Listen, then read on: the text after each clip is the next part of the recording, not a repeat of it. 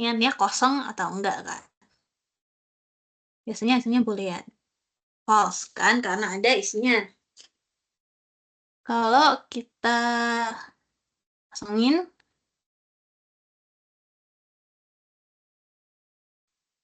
oh error. Biasanya pakai null itu. Kalau mau diisi kosong.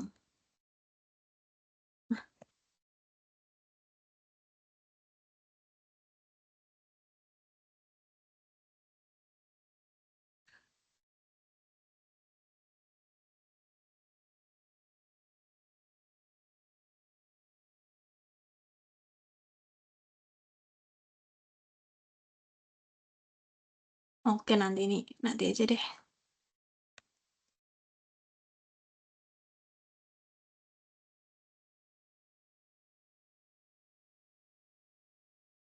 Atau selain ngecek is empty atau enggak, kita bisa ngitung ada berapa karakter di string itu pakai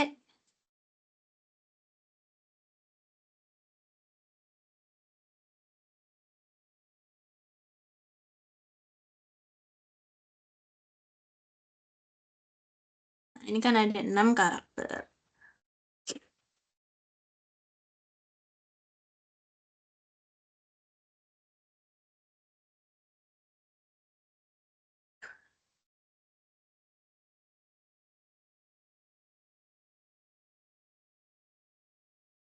Atau bisa sebentar kalau string itu bisa macam-macam caranya ya.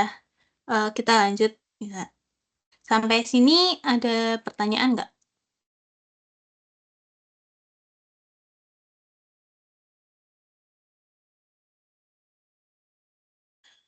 Kita lanjut ke kondisional dulu. Berarti kita lanjut aja ke kondisional kalau nggak ada pertanyaannya. Eh, Kondisional itu kan itu kayak if else itu sebenarnya sama aja sih. Kayak misalnya di Python gitu kan, if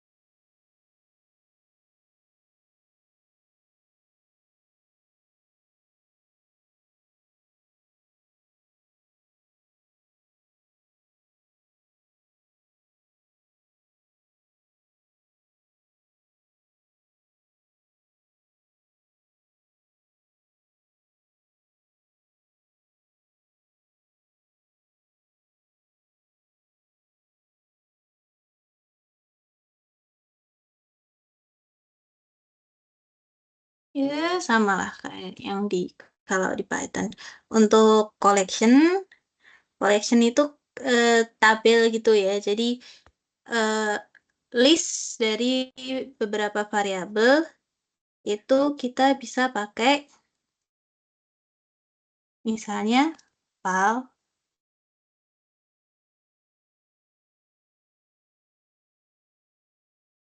permata pakainya itu list. Oh,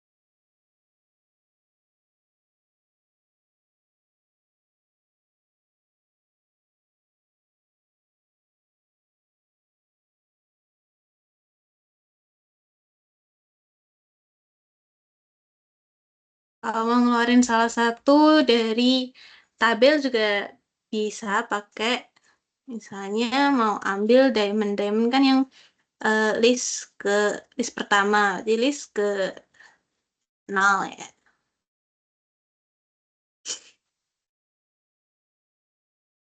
Kayak gitu.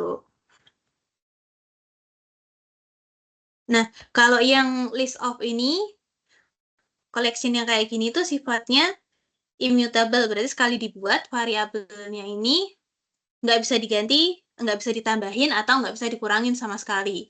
Jadi udah pas gitu aja, nggak bisa di-apa-apain. Kalau kita mau nambahin atau ngurangin data, pakainya bukan list of, tapi pakainya mutable list of. Ditambah, pastiin dikasih jenis datanya. Kan ini jenis datanya string ya.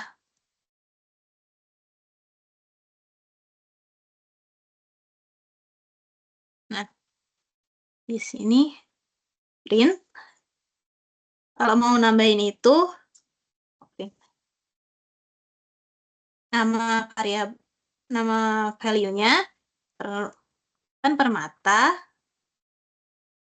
dot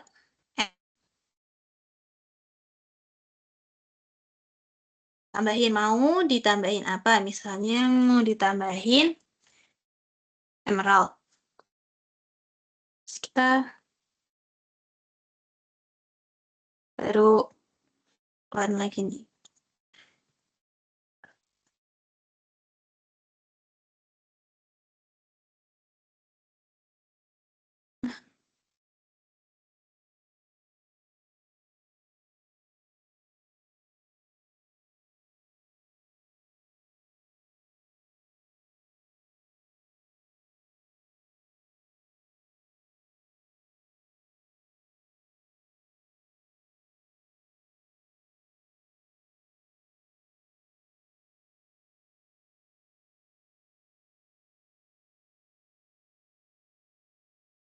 Nah,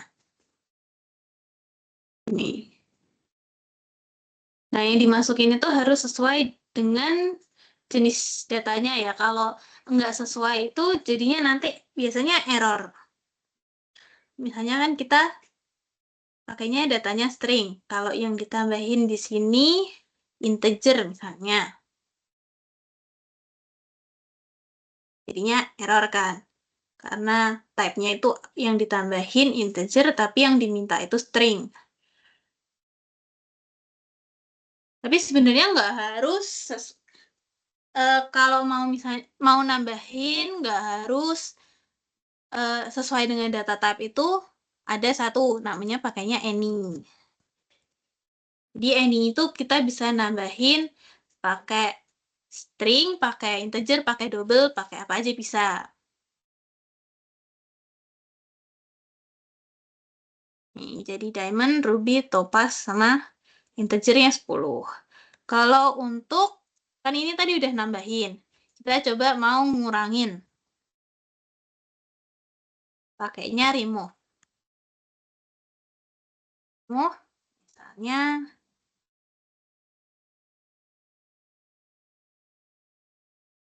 kita mau nge-remove ruby.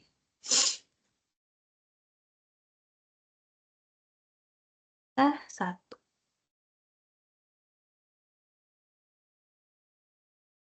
Nah, jadinya masih ditambahin ini tadi add kan. Kecepatan nggak ya aku ngejelasinnya? Kalau ada yang mau ditanyain, coba tanya aja nggak apa-apa.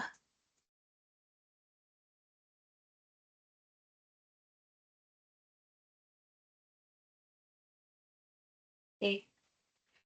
Karena nggak ada berarti lanjut lagi dulu ya. Untuk loops. Untuk loops itu nggak beda jauh. Sebenarnya Kak, Kotlin sama Python itu nggak beda jauh juga, cuman beda tipis-tipis aja. Jadi gampang kalau udah bisa Python mau belajar Kotlin. Untuk loop ini kayak for,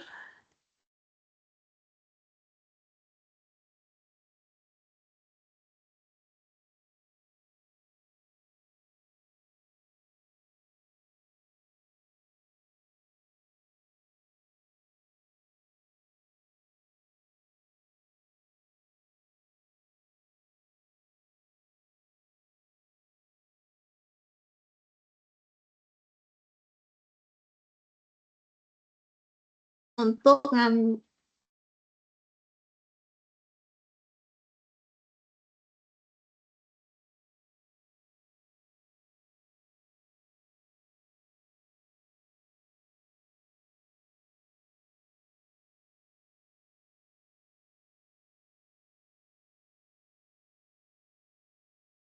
Nah, kan loop-nya untuk batu di permata, print kan kita mau nge-loops dari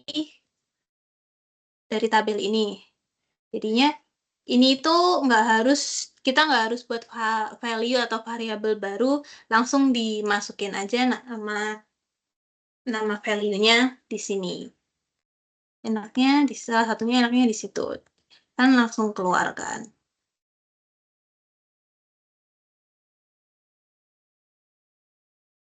Ini buat kalau yang tabel. Atau bisa juga for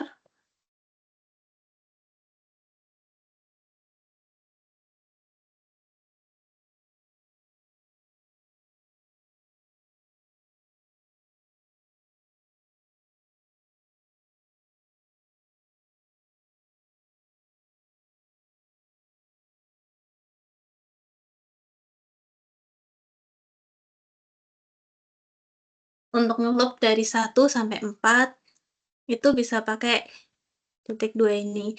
Ini artinya dari 1 sampai hingga 4 kan. Atau hingga dari sama dengan 4 kalau kita pakai until itu 1 sampai kurang dari 4. Jadinya cuma 1, 2, 3. Bedanya di situ. Kalau mau nge-loop di sini. Atau kita selain pakai for, kita bisa pakai while.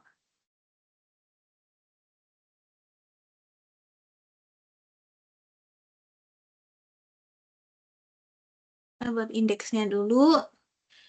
Dan variabel indeks sama dengan 0. Lalu while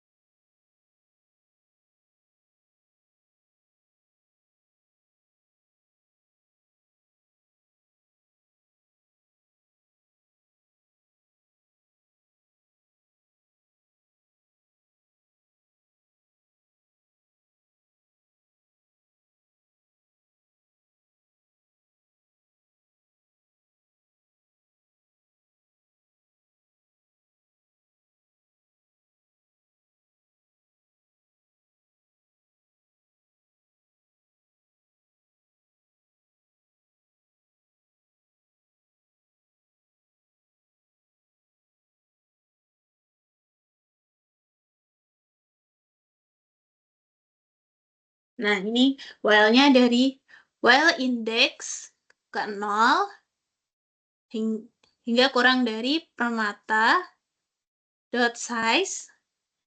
Ini dot size ini hingga ini untuk ngitung ada berapa tadi di list ya.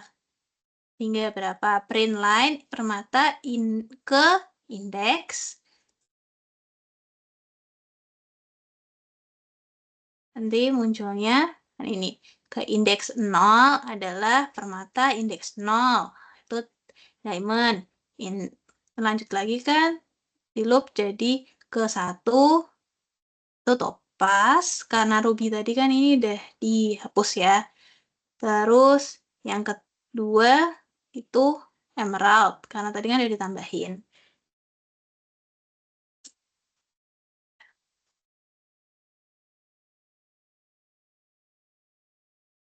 Sampai sini loops.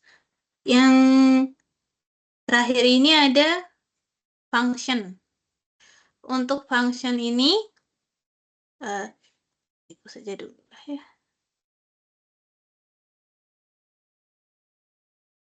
Untuk function main itu kita biasanya kan pakai main fungsinya ini kan fun main untuk membuat program jadi semuanya nanti kita di sini, tapi kita juga bisa buat function lain misalnya fun say hello gitu. Uh,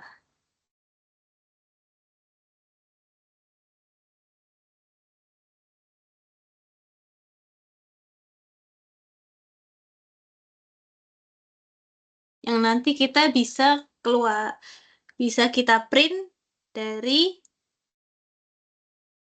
dari fungsi main.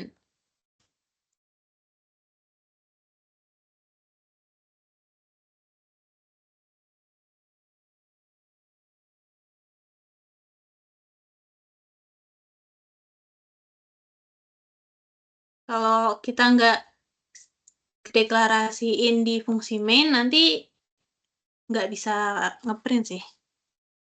Nggak bisa keprint. Ya, nggak bisa kan? Jadi harus setelah buat fungsinya ini harus dimasukin ke fungsi main, variabel. Nama fungsinya baru bisa keluar outputnya. Kita juga bisa nambahin parameter di sininya. Misalnya kita buat fun.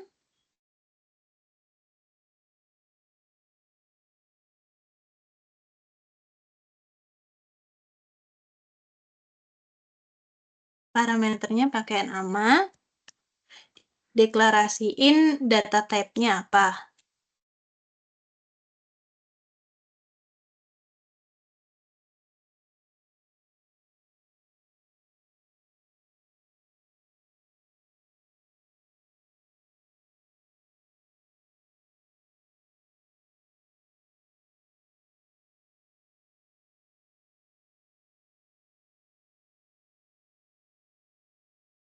Nah, jadi di sini kita bisa ketik hello someone. Di dalam sini ada namanya misalnya nah, pakai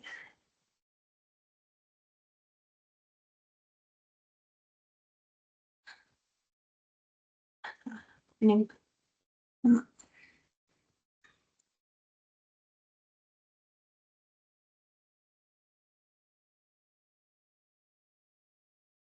Nah, di sini. Ini kalau yang string kayak gini. Kalau kita buat untuk integer itu nanti nulis di mainnya beda lagi. Misalnya kita buat fungsi lagi, fungsi add itu data type-nya integer.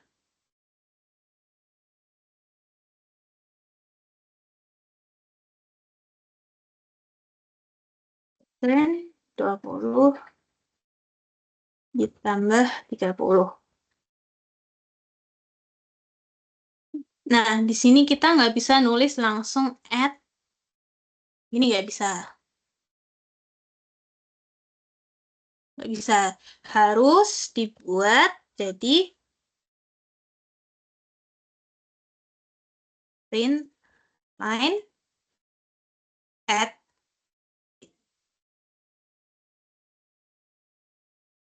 Baru bisa keluar. Atau kalau ini kan simple ya, jadi nggak harus di integer, habis itu return 20 tambah 30, nggak harus gitu. Bisa langsung sama dengan 20 ditambah 30. Hanya gitu.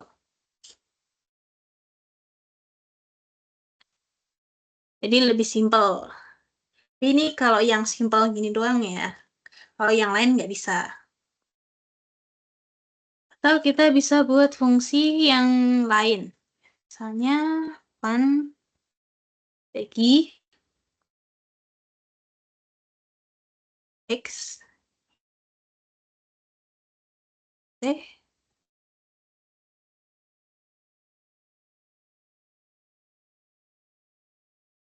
i ente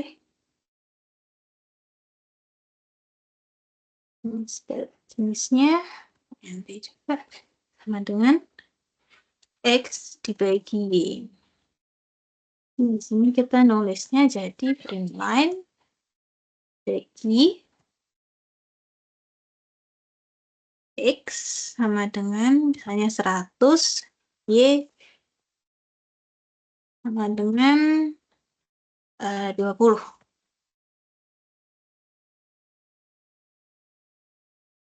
Nah, jadi dari fungsi ini kita harus masukin X-nya, X sama dengan berapa, nah Y-nya sama dengan berapa, baru kan keluar X bagi Y. Nah, eh, function ini kita bisa pakai nggak cuma di file ini. Ini misalnya kita buat 2 atau 3 file. Nah, ini file pertama. Kita mau pakai misalnya function hello someone ini di file kedua atau file ketiga. Kita bisa. Jadi ini sifatnya public, bisa diakses di file manapun. Kalau kita mau buat function ini private di khusus file 1 doang nih. Jadi file kedua, 3, dan seterusnya nggak bisa ngakses. Itu kita bisa tambahin misalnya private. Tambahin gini. Nggak ngaruh di sini, tapi kalau kita pakai di file lain sama sekali nggak bisa. Karena kan di private gitu. Sampai function sampai sini. Ada tambahan satu lagi, tadi kan itu ya, 0. 0 itu berarti kan datanya kosong, nggak ada isinya sama sekali. Nah, biasanya kalau kayak gini kan seringnya error nih ya. Jadi, untuk safety-nya biasanya kita bisa untuk mengantisipasinya pakai misalnya file data string, misalnya datanya string, ini kan sifatnya 0.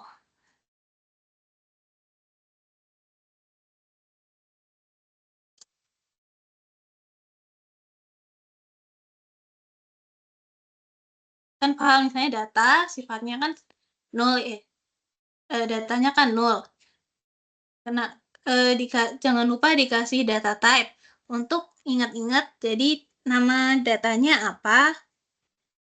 Jadi kalau misalnya datanya kepake di file lain, tetap data type-nya string. Kalau enggak nanti biasanya error sih kalau nggak dikasih data type.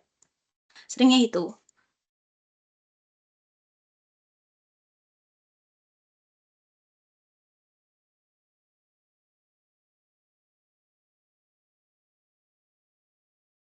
Uh, atau juga bisa if data, nggak pakai if else.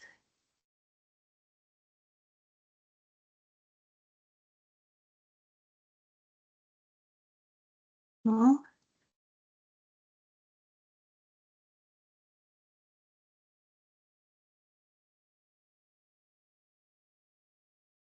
Atau bisa disetting juga kayak gini misalnya, if data, kalau data bukan 0, print line-nya, ini kita ganti datanya ini, halo, selamat siang.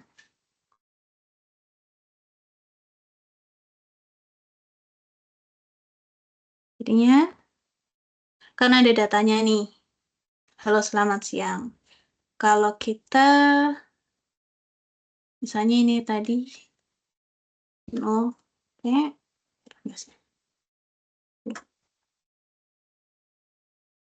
nah, kalau datanya 0 kan berarti nggak keluar apa-apa nih.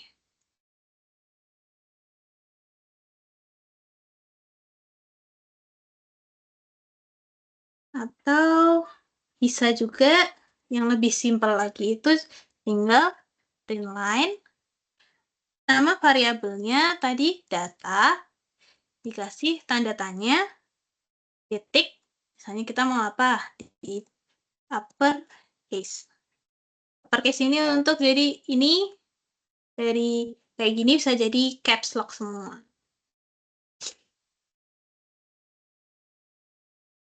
Nah, atau lowercase.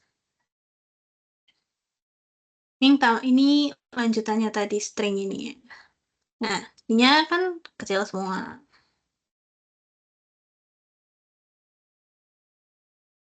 Kalau misalnya tadi 0, kita ganti 0 lagi. Jadinya 0. Karena,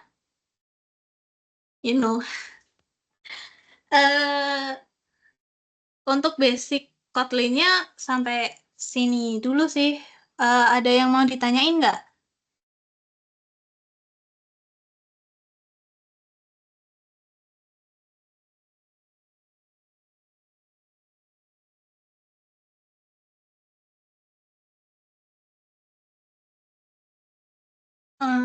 Karena nggak ada, berarti untuk pembahasan tentang bahasa pemrograman Kotlin sampai sini dulu. Untuk pertemuan selanjutnya nanti, baru kita membahas Android Studio-nya nanti cara bikin filenya, cara buat programnya gimana, dan lain-lain di pertemuan selanjutnya. Sekian. Assalamualaikum warahmatullahi wabarakatuh. Terima kasih. Makasih. Terima kasih Nuha.